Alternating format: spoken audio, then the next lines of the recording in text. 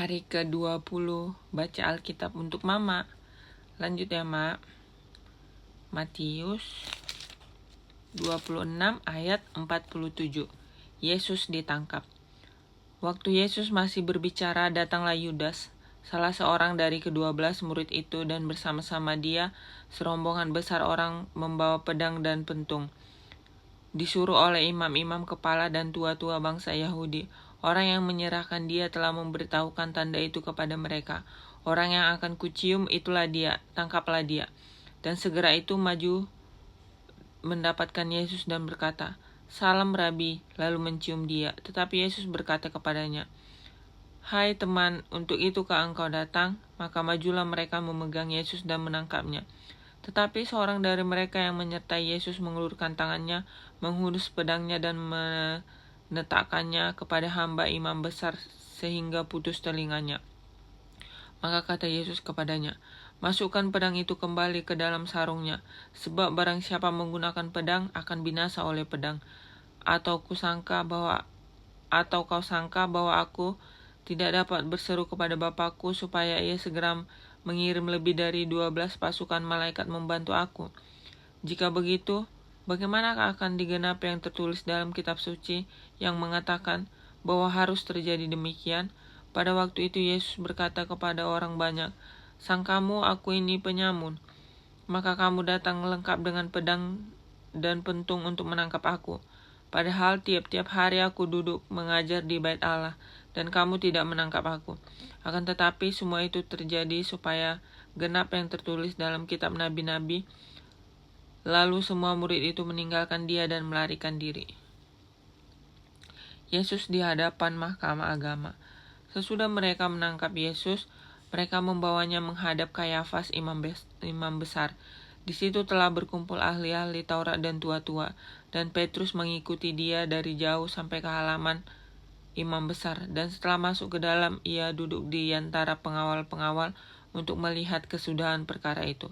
Imam-imam kepala malah seluruh mahkamah agung mencari kesaksian palsu terhadap Yesus supaya ia dapat dihukum mati. Tetapi mereka tidak memperolehnya. Walaupun tampil banyak saksi dusta, tetapi akhirnya tampillah dua orang yang mengatakan, orang ini berkata, "Aku dapat merubuhkan bait Allah dan membangunnya kembali dalam 3 hari." Lalu imam besar itu berdiri dan berkata kepadanya, "Tidakkah engkau memberi jawab atas tuduhan-tuduhan saksi-saksi ini terhadap engkau?" Tetapi Yesus tetap diam. Lalu kata imam besar itu kepadanya, "Demi Allah yang hidup, katakanlah kepada kami bahwa engkau Mesias, anak Allah atau tidak." Jawab Yesus, "Engkau telah mengatakannya. Akan tetapi aku berkata kepadamu, mulai sekarang kamu akan melihat Anak Manusia duduk di sebelah kanan yang Maha Kuasa dan datang di atas awan-awan di langit." Maka imam besar itu mengoyakkan pakaiannya dan berkata, "Ia menghujat Allah. Untuk apa kita perlu saksi lagi? Sekarang telah kamu dengar hujatnya. Bagaimana pendapat kamu?" Mereka menjawab dan berkata, "Ia harus dihukum mati." Lalu mereka meludahi mukanya dan meninjunya.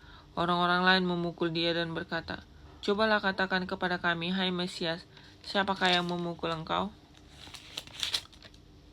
Petrus menyangkal Yesus. Sementara itu Petrus duduk di luar di halaman, maka datanglah seorang hamba perempuan kepadanya, katanya, "Engkau juga selalu bersama-sama dengan Yesus orang Galilea itu." Tetapi ia menyangkalnya di depan semua orang, katanya, "Aku tidak tahu apa yang engkau maksud."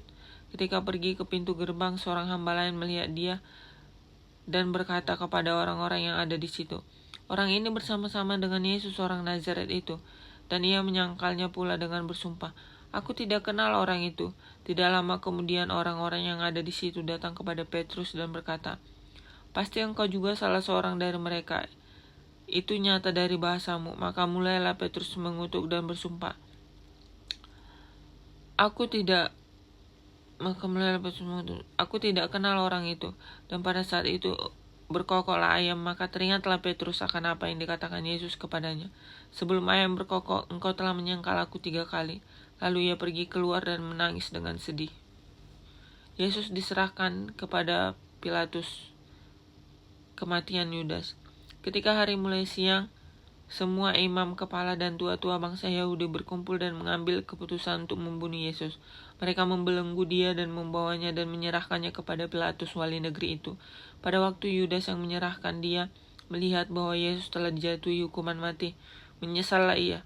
Lalu ia mengembalikan uang yang 30 perak itu kepada imam-imam kepala dan tua-tua dan berkata, "Aku telah berdosa karena menyerahkan darah orang yang tak bersalah."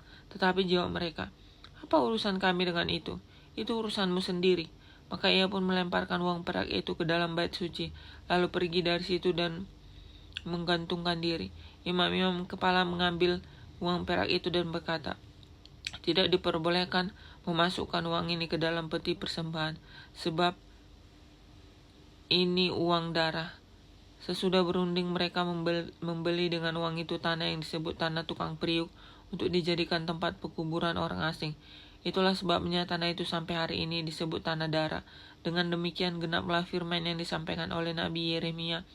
Mereka menerima 30 uang perak, yaitu harga yang ditetapkan untuk seorang menurut penilaian yang berlaku di antara orang Israel. Dan mereka memberikan uang itu untuk tanah tukang periuk, seperti yang dipesankan Tuhan kepadaku. Di sini kan ini ada dua murid Tuhan Yesus, Petrus sama Yudas.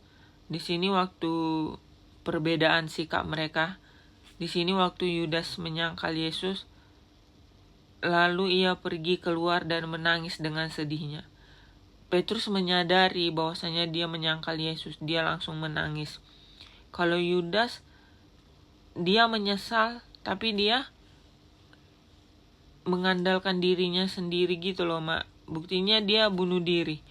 Kalau seandainya Yudas seperti Petrus menangis dan menyesal, pasti Yudas gak berakhir bunuh diri. Kita tahu kalau misalnya bunuh diri itu pasti masuk neraka karena bunuh diri. Kenapa? Karena istilahnya kapan kita dipanggil itu hak mutlak Tuhan. Di saat kita bunuh diri berarti kita dengan beraninya menentang Tuhan gitu. Yesus di hadapan Pilatus. Lalu Yesus dihadapkan kepada wali negeri dan wali negeri bertanya kepadanya, "Engkaukah raja orang Yahudi?" Jawab Yesus, "Engkau sendiri mengatakannya." Tetapi atas tuduhan yang diajukan imam-imam kepala dan tua-tua terhadap dia, ia tidak memberi jawab apapun. Maka kata Pilatus kepadanya, "Tidakkah engkau dengar betapa banyaknya tuduhan saksi-saksi itu terhadap engkau?" Tetapi ia tidak menjawab suatu kata pun, sehingga wali negeri itu sangat heran. Telah menjadi kebiasaan bagi wali negeri untuk membebaskan satu orang hukuman pada tiap-tiap hari raya itu atas pilihan orang banyak. Dan pada waktu itu ada dalam penjara seorang yang terkenal kejahatannya yang bernama Yesus Barabas. Karena mereka sudah berkumpul di sana, Pilatus berkata kepada mereka, "Siapakah yang kamu kehendaki kubebaskan bagimu? Yesus Barabas atau Yesus yang disebut Kristus?" Ia memang mengetahui bahwa mereka telah menyerahkan Yesus karena dengki. Ketika Pilatus sedang duduk di kursi pengadilan, istrinya mengirim pesan kepadanya, "Jangan engkau mencampuri perkara orang benar itu, sebab karena dia aku sangat menderita dalam mimpi tadi malam." Tetapi oleh hasutan imam-imam kepala dan tua-tua orang Yahudi bertekad untuk meminta supaya Barabas dibebaskan dan Yesus dihukum mati. Wali negeri menjawab dan berkata kepada mereka, "Siapa di antara kedua orang ini yang kamu kehendaki kubebaskan bagimu?" Kata mereka, "Barabas." Kata Pilatus kepada mereka, "Jika begitu, apakah yang harus kuperbuat dengan Yesus yang disebut Kristus?" Mereka semua berseru, "Ia harus disalibkan," katanya. "Tetapi kejahatan apakah yang telah dilakukannya?" Namun mereka makin keras berteriak, "Ia harus disalibkan." Ketika Pilatus melihat bahwa segala usaha akan sia-sia, maka sudah mulai timbul kekacauan. Ia mengambil air dan membasuh tangannya di hadapan orang banyak dan berkata, "Aku tidak bersalah terhadap darah orang ini. Itu urusan kamu sendiri." Dan seluruh rakyat itu menjawab, "Biarlah darahnya ditanggungkan atas kami dan atas anak-anak kami." Lalu ia membebaskan Barabas bagi mereka. Tapi Yesus disesahnya, lalu diserahkan untuk disalib. Demikian, Shalom. Jangan lupa Mama dengarkan ya.